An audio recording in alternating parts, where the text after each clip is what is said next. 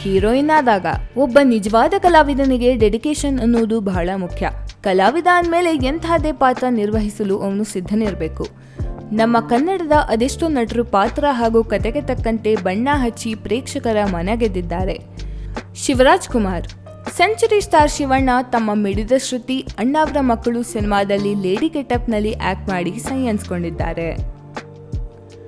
Comedy king ಸಾಧು Maharaj, victory 2 ಹಾಗೂ ಪಟಾಕಿ ಸಿನಿಮಾದಲ್ಲಿ ಫೀಮೇಲ್ ರೋಲಲ್ಲಿ ಕಾಣಿಸಿಕೊಂಡು ಅಚ್ಚರಿ ಮೂಡಿಸಿದ್ದಾರೆ. ಕಾಮಿಡಿ ಸ್ಟಾರ್ ಶರಣ್ ತಾವು ಲೀಡ್ ರೋಲಲ್ಲಿ ಆಕ್ಟ್ ಮಾಡಿರೋ ಜಯಲಲಿತಾ, ವಿಕ್ಟರಿ 2 ಸಿನಿಮಾದಲ್ಲಿ ಲೇಡಿ ಗೆಟಪ್ನಲ್ಲಿ ಕಾಣಿಸಿಕೊಂಡು ಫೀಮೇಲ್ ಗೆಟಪ್ನಲ್ಲಿ ತುಂಬಾ ಮುದ್ದಾಗಿ ಕಾಣಿಸ್ತಾರೆ. ನಟ ಮಂಡ್ಯ ರಮೇಶ್ ಅವರು ಪುನೀತ್ ರಾಜ್ಕುಮಾರ್ ನಟನೆಯ ಪವರ್ ಸಿನಿಮಾದಲ್ಲಿ ಲೇಡಿ ಗೆಟಪ್ನಲ್ಲಿ ಕಾಣಿಸಿಕೊಂಡಿದ್ದಾರೆ. ನಟ ಪ್ರಕಾಶ್ ರೈ ಅವರು ಅನುಕೂಲಕ್ಕೊಬ್ಬ ಗಂಡ ಸಿನಿಮಾದಲ್ಲಿ ಲೇಡಿ ಗೆಟಪ್ನಲ್ಲಿ ಕಾಣಿಸಿಕೊಂಡಿದ್ದಾರೆ.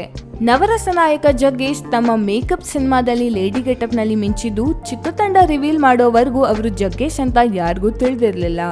ಆರುಮುಗಂ ಖ್ಯಾತಿಯ ನಟ ರವಿಶಂಕರ್ ವಿಕ್ಟರಿ 2 ಸಿನಿಮಾದಲ್ಲಿ ಲೇಡಿ ಗೆಟಪ್ನಲ್ಲಿ ಕಾಣಿಸಿಕೊಂಡಿದ್ದಾರೆ.